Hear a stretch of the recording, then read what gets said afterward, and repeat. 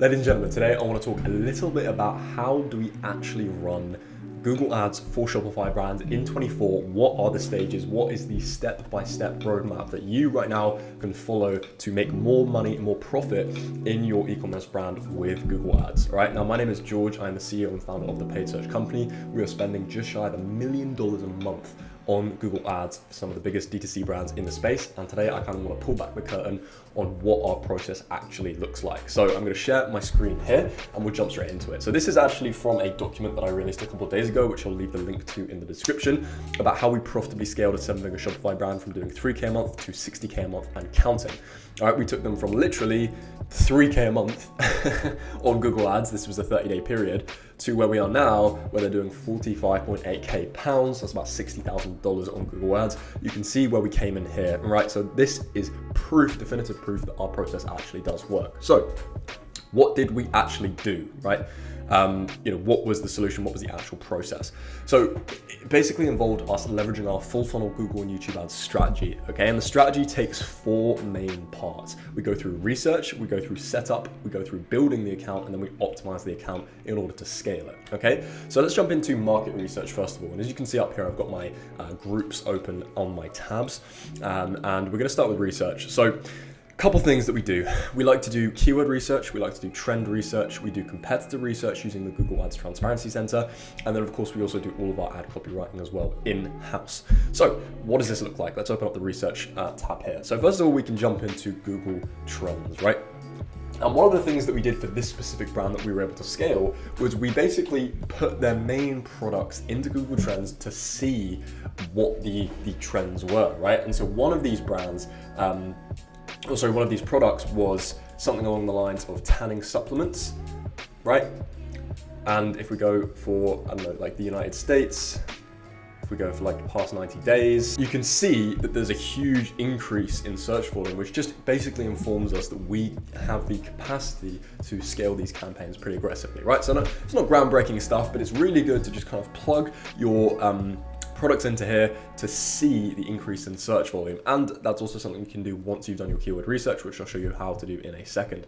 The other thing is the Google Ads Transparency Center, right? So you can go ahead and basically directly plug in your competitors into here and just see what ads they're running. It's kind of crazy, no one really talks about it. So for one of these, for this brand in particular, MyProtein is actually a competitor. So if we go to myprotein.com, we can see that these guys are running a bunch of different search ads, a bunch of different shopping ads, a bunch of different video ads. You can come up here and actually filter by the exact format that you want. So you can literally rip these guys' YouTube ads. You can watch the whole thing. You can also go to text and look at search, etc. And the key thing here that we're actually looking for is offers, right? Like what offers are these guys running? Because if you're competing against another brand and they're running like a 50% discount for the same product that you're trying to sell, you're going to have a pretty hard time outranking them because their CTR is going to be way higher. So you kind of got to like rip their offers and kind of compete with them that way. So we were able to kind of find what offers they were running. This brand was selling a similar product to this, the kind of hair, skin, and nails gummies. MyProtein was doing 80% off. We did 80% off, which I know sounds crazy, but the ROI that we got from it was worth it because we had so many more clicks, so many more conversions. Yeah, jumping into the keyword planner, I just put 2 of these kind of like products that this brand does. We can then see accurate search volume. What I like to do is filter top to bottom by average monthly searches, and we want to go based on the search volume, right? Like we want to go for the highest search volume possible because that's going to mean the most scalability, it's going to mean the most profitability in most cases, right? Because more clicks most of the time equals more sales. But we also want to be looking at the CPCs. So there's going to be a couple of CPCs that are pretty crazy here. Like, this one is extremely expensive. We might want to steer clear of that. But we can basically go ahead and download these keyword ideas to a Google Sheet and literally paste them into our search campaigns, add them into our performance max signals, add them into our product titles, which I'm going to show you in a minute within Google Merchant Center. There's a ton of really cool stuff that you can do here. You can plug some of these into Google Trends to see the increase. For example, if we just grab this one collagen here and just test this, well, it's pretty flat, but like we can see there's like a slight uptrend here actually, which is pretty interesting. So yeah, don't underestimate keyword research. You can really just grab a list of these and implement them in so many different places within your campaigns. It's very, very powerful. Cool, so that is kind of like the main research phase that we've done. As I said here, these are all the places that you can implement the keyword research. And then the only other thing that we're going to do that I'm not going to break down here is the ad copywriting. That's very, very simple. We basically just want to kind of get to that as we come to it, and basically just write very, very good ad copy. I would say a huge inspiration for us is looking at what our competitors are doing and trying to mimic that and improve on that, right? So that's kind of the main research phase. Then we want to go into setup, okay? So this is like the technical stuff. So for this brand in particular, we saw that conversions were being double tracked. We saw that there weren't any product attributes in GMC. There weren't any reviews on their shopping ads. Their brand was heavily involved in PMAX, right? So if we go to the setup here, this is an example account of how conversion tracking should look, okay? So the way you get to this is you go to goals, you go to summary within your conversions, and you can see all of your conversion actions here. Now, what I see all the time is brands double tracking conversions, right? So this is where their 2 conversion actions will be set to primary, which means they are literally double counting the amount of sales they're getting, which means that their Google ads look way better than they actually are. And it also confuses the algorithm because it thinks it's doing really well, so it's going to overspend and things aren't going to be super profitable, right? So we just want one primary purchase action for ecom.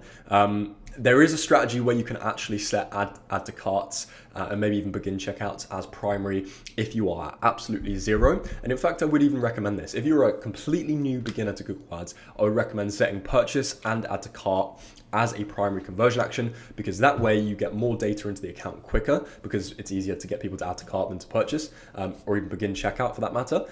And that means that you can get to like 50 conversions a month, which is kind of like the minimum we want to be at in terms of just getting good data into the account and allowing things like smart bidding to work way faster. But once you're past that point, you want to set these to secondary so the algorithm is purely optimizing for sales, which is why we're all here, right? And we have a couple of actions here. We have the native Shopify one, which is installed into the account when you download the Google and YouTube app within Shopify. And we have a couple of other ones that we've manually installed. And we can just kind of compare the difference here, which is pretty interesting to see. We also want to make sure when you click into the conversion action that a couple of things are true. You want to be having a 90-day click-through conversion window. I know that sounds extreme, but like sometimes buying cycles last up to 90 days. So we very much believe in this. Attribution can be either last click or data driven. And then you want to make sure that you've got enhanced conversions on, right? So we want to make sure that this is on because you're going to pick up way more conversions. That's a whole other video on how to install that. It's very technical, but it's super important, right?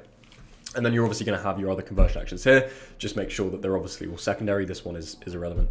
Can't even change that, I don't think. But yeah, that is what your conversion tracking should look like. And there's a bunch of tutorials on YouTube if you want to know how to kind of install that.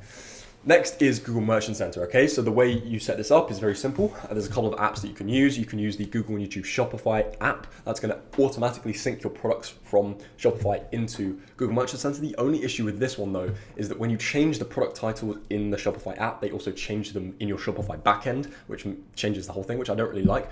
So for that reason, I prefer Simprozis, which is a really good app that you can install on Shopify. Very affordable. Or actually, if you have a low enough amount of SKUs, like under 50 SKUs, you can just come in and kind of just do it in GMC itself, right?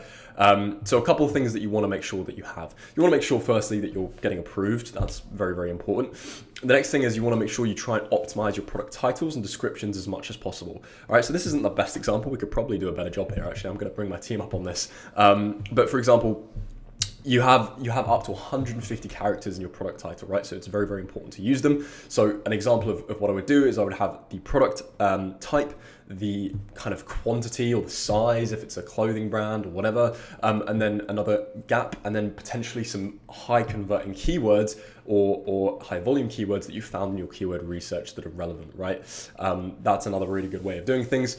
And then you kind of want to do the same thing for your descriptions, just basically pack it full of like high converting keywords, because the way shopping ads actually serve is they match the search query with your product description, with your product title, right? So if someone searches self-tanning, very likely our ad is going to serve, okay? So yeah, that's kind of a quick rundown on how to do that.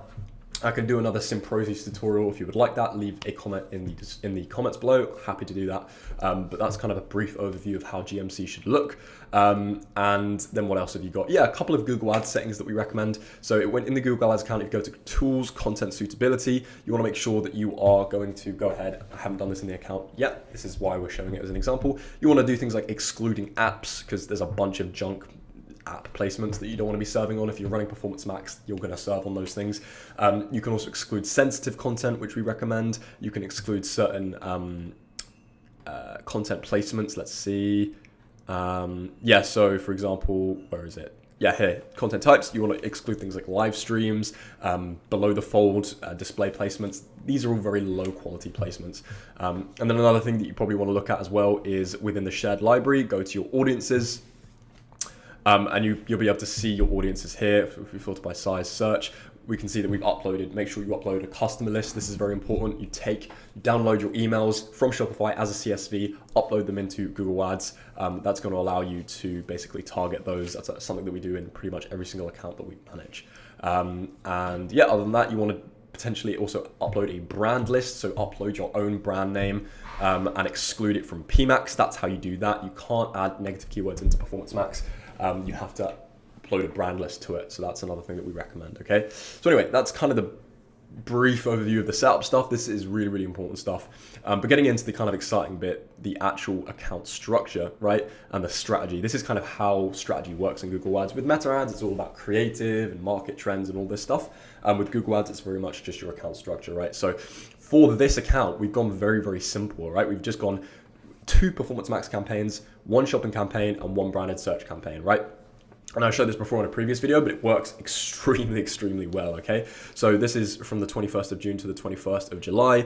We've done just over £45,000 in sales, so it's about $60,000 at a 3x ROAS, which for this brand is very profitable, £14 CPAs, not bad, right?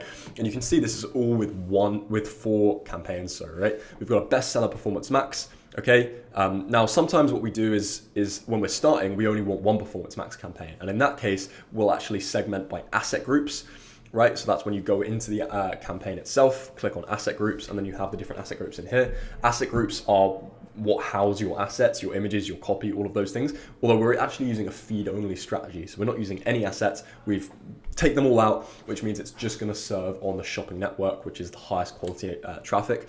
But yeah, if you're just starting out, we only recommend, well, first of all, not even running PMax, just starting with shopping, search, non-branded, branded. But once you get to 30 sales a month, 1 sale a day, launch Performance Max. Firstly, separate your best sellers and your all products by the asset group. And then once you've got to kind of 50 sales a month and you think your other PMax is probably going to get like 30, 50 sales a month as well, then you can split them out into actual separate campaigns, which is what we've done here. One is the index Performance Max, which is the best sellers. Okay, so this only has the best selling products in it.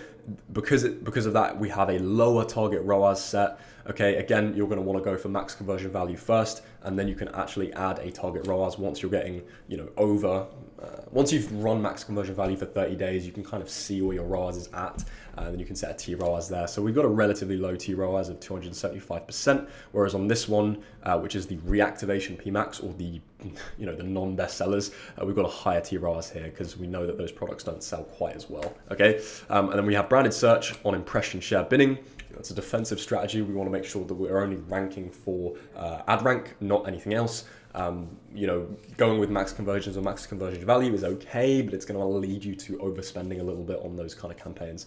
And then we have a catch-all shopping campaign here just to kind of reinforce the account, but it also does things like generate search terms, and the reason why that's important is because you can actually see what search queries are converting, which then allows you to go back and add them into GMC, add them into your keywords, your keyword list.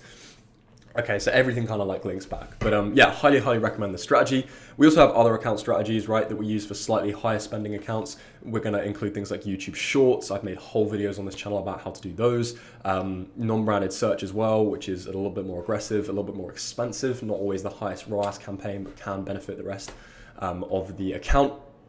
And then sometimes we'll actually do no PMax and just do shopping. So if you're a brand that's really concerned with cold traffic, you just want to use Google to get new customers, then actually shopping is sometimes your best bet. Performance Max is pretty good, even when you exclude brand. But if you want full control, then standard shopping is your best bet. So sometimes we find that it's actually more appropriate to go with the standard shopping structure. Again, it could be like best sellers, underperformers and mid sellers, for example, or it could be per top level website product category, so t-shirts, jeans, tops, things like that. So yeah, but when you do that, you have to keep in mind that you've got to launch a branded shopping campaign, because, and this is also the case when you exclude brand from PMAX, brand shopping is really important there, because when someone searches up your brand name, you're no longer going to appear in the shopping tab, which means that you're going to get less sales, right? You're going to get less visibility, and your competitors are going to take those sales.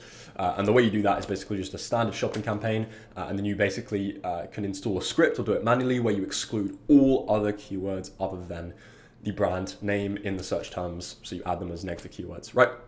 So yeah, that's kind of an overview of our account structure, and that's pretty much it. And then the next and last final thing is just the optimization, which is obviously what I kind of share here. And actually, just before I jump into that, the actual steps that we took when we started building was we killed the underperforming campaigns. So this brand was running like a smart campaign, which we do not recommend. We excluded brand from PMAX, which is going to cut like 30% of the wasted of the spend in the account, which by the way sounds bad, but it was just wasted. Like Shopify revenue didn't move an inch when we did this. We transitioned the existing PMAX into just targeting best-selling products by excluding the other item IDs. We then launched that new reactivation PMAX for underperforming and low impression products. We launched a defensive branded search campaign, and then we also launched a catch-all shopping campaign to generate extra search term data, catch the other products that PMAX might miss, etc. Right? And so then the last step is just the scaling, right? How did we actually scale from 3K a month to 45K a month? It's pretty simple. We focused on increasing budgets by 10 to 20% per week if the campaign was in KPI, so anything basically over a 2x ROAS is good for this brand. We gradually lowered TROAS on the campaigns that have TROAS to drive more spend. So for example, as we saw, this was on a 275% TROAS. We lowered that from like 300 to 275. We'll do it again to 250 if we want to scale a little bit more aggressively. We added new products into Performance Max, which is going to drive a bit more spend, get PMAX to test new things. And then we also used a feed-only strategy to spend more on shopping, which is just basically a bit more scalable.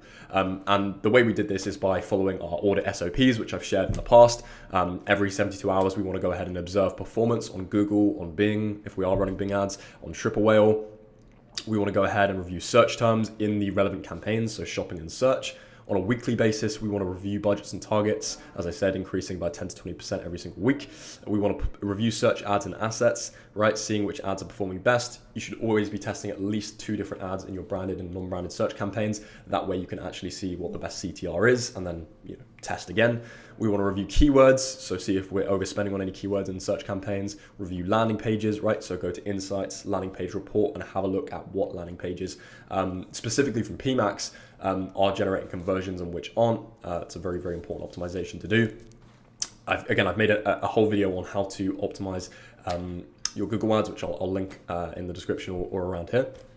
Then we want to go ahead and review PMAX Insights, review PMAX Assets, optimize the products, review the impression share, and then on a monthly basis, we're doing even bigger things like reviewing the account structure, asking ourselves whether we can add any campaigns, checking conversion actions, reviewing bid strategies, PMAX audience signals, product feed. There's so many things here, right? So I can maybe potentially make another video on how to do all of this accurately. But yeah, that is everything. That is how to run Google Ads basically step by step in 2024 for Shopify brands. If you enjoyed this video and you are an e-commerce brand owner yourself and you kind of want help with all of this, right? If you're not running Google Ads at the moment, or if you are and you want to scale them, we can help you. That is exactly what we do. You can click the first link in the description to book a one-to-one completely free action plan call with me, where we can basically kind of map out a roadmap on how to truly scale your performance and get to the stage where you're doing like this brand, 60K a month, 100K a month, 200K a month, and up from there. So yeah, very, very, very simple, no obligation call.